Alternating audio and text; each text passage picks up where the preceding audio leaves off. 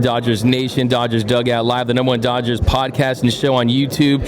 And we are joined by USA Today MLB insider, the legend, you know him, you love him, Mr. Bob Nightingale. Bob, now you told us that it's a more exciting winter meetings. You give it a B+. How did we get to an A? But just kind of what's the buzz here at the winter meetings so far this week, and what do you make of it?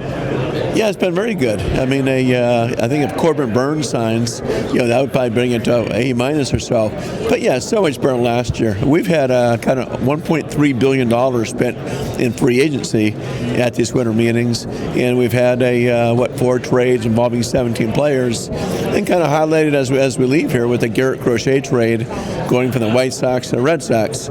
So remember, it was about 8 years to the day the White Sox traded Chris Hill to the Red Sox, and he won a World Series. Yeah, as far as the Dodgers go, really the focus is on Teoscar Hernandez. Now, has anything changed significantly during these winter meetings as far as the Dodgers' pursuit of Teoscar Hernandez, whether that be after the signing of Juan Soto, more teams being interested in better offers? Just kind of what's the buzz with the Dodgers and Teoscar Hernandez at the moment?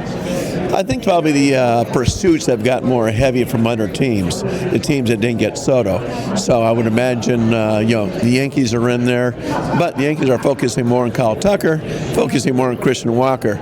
I would think the Toronto Blue Jays, they kind of like Anthony Santander. So he's on their radar, but not a priority. So I still think he ends up with the Dodgers, maybe, for a little bit more money than the Dodgers originally thought. Do you think there's a chance that maybe there's a fourth year for other teams out there? Do you think the gap between the Dodgers is years or is it money? I mean, how big do you think that gap is right now? Probably years. I mean, even with Max Fried when he signed, it was like, okay, once the Yankees went to an 8th year, hey, I'll do it. I imagine it'd be Christian Walker too. Someone gives him a 4th year, hey, I'll do it. So I would imagine that Teoscar Hernandez would love to get that 4th year, instead of making a 3-year, $65, $70 million contract, then a 4-year, over 80.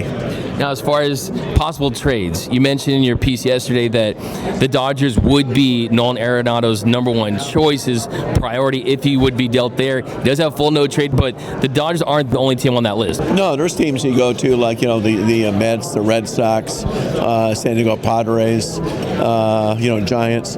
But when you think about it, I mean, the Dodgers just don't have room for him. As long as Max Muncy is alive, he's playing third base.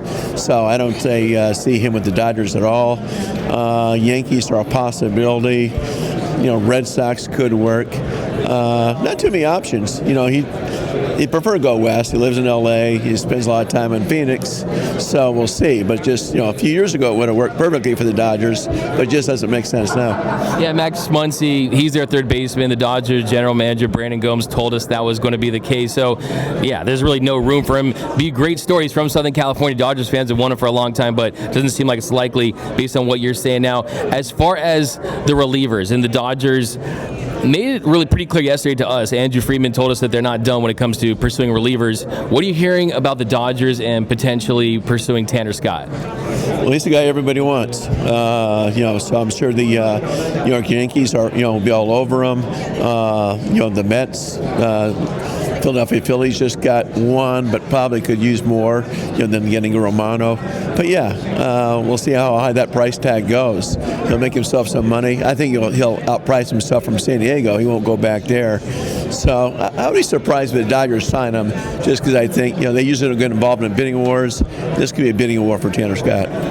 Yeah, and a lot of these players going over their projections, and Tanner Scott, you saw what the Padres paid to get him with those 3 top prospects. It's going to be a big price tag to get him in L.A. Now, as far as Devin Williams is concerned, there was some talk that maybe the Brewers weren't going to move him before this season. Now there's some talk that they might. What do you hear about Devin Williams at the moment, and how interested are the Dodgers in trading for him? Oh, I'd really love to have this guy. I mean, he's one of the top 2-3 closers in all of baseball, at least top 5. But I don't see the Brewers trading him, not yet. They want to see if they stay in the race. If they're out of the race, they'll trade him summer. It's a little bit like Willie Adames. They could have traded him before the season or at the deadline. They held on to him and made the playoffs. So I don't think there's a hurry on Devin Williams. They can trade him anytime. I'd be surprised if they deal him. But they got to listen. If somebody overpays them in prospects, they'll listen. Yeah, and as far as the Dodgers trade trade chips. You have top prospects. Do you expect them to include guys like maybe Gavin Lux or consider someone like that in a deal for Devin Williams, or do you think it's kind of too early to kind of put a package together? Probably too early. I mean, Gavin Lux, he's going to start to make some money here pretty soon. Usually the Brewers want guys that don't make any money. So probably too soon on prospect package. If you're the Dodgers, at least you pursue other options. Say, okay, if we have to go the Williams route, how much are we willing to pay in terms of our top prospects? Absolutely. And a fan favorite for the Dodgers that everyone wants to see back, another Hernandez, Kike Hernandez. Haven't heard very much about him reported. Are you hearing anything about Kike Hernandez? And do you think that the Dodgers are the top choice for him? And do you expect him to be back in LA? I would think so, as long as the Dodgers want him. He's very comfortable there, fan favorite. But a lot of the guys who are kind of the lesser free agents, or you drop down to tier 2, no one's talked about. Everybody's worried about the big boys right now. So a guy like Kike Hernandez would surprise me at all if he's signed in January. Whether it's the Dodgers or somewhere else. But yeah, a lot of those guys won't be signed here. And Walker Buehler, market for him, we're hearing Yankees, they went out and they signed Max Fried, the Cubs a potential destination. Kind of what I ask you is, as far as the timeline goes of Roki Sasaki, do you think that impacts them potentially bringing back Walker Buehler? They kind of look at him separately. I mean, Walker Buehler coming back doesn't make sense to me. I mean, you already have 7 or 8 starters, and a good chance to get Sasaki. At least everybody likes their chances. If you get Sasaki, then if you have Buehler too, what's the point? You want to move him. And I think Walker Buehler is thinking, you know what, I have to have one good year somewhere, then I can pivot and get my big contract that I want. So I would think he wants to go to a place where he can be very comfortable, pitching-wise. Absolutely. All right, last question, Bob. A couple days ago, you asked Dave Roberts about his reaction to the Juan Soto contract, and now you look at what the Dodgers got with Shohei Ohtani last season with the deferrals. That contract has got to look a lot better today than it did last season, even considering how profitable and how great he is as a player. Yeah, I mean, it was still a good deal last year, particularly with the deferred money. But now you're talking about how much money he brought to the Dodgers last year and what his impact was as a player, in the clubhouse, everything else. So the contract looks like an absolute steal. So both sides are happy. I mean, he makes a killing off the field, more money than any baseball player's ever lived. Obviously, put on a historic season. Now he's going to start pitching.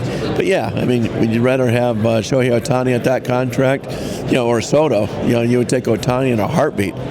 Nobody would say they'd take Soto.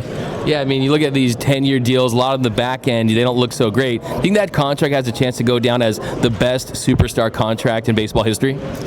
It's funny. It's like a lot of scouts and executives talk about what's the best contract in history. There's really 3 that come to mind. One when Barry Bonds signed with the Giants for about $46 million. Greg Maddux signed a 4-year deal with the Atlanta Braves. Won the World Series, went to the playoffs every single year. Then the one that's probably the best of all time is Randy Johnson. Diamondbacks had him a 4-year contract. He won 4 Cy Young Awards in a World Series.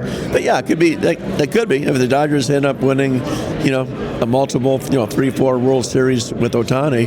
Then you got to consider it. Still too early to tell, but they're off to a great start. Well, thank you so much, Mr. Bob Nightingale. Guys, go out there. You already read all of his stuff over at USA Today. Follow him on X as well.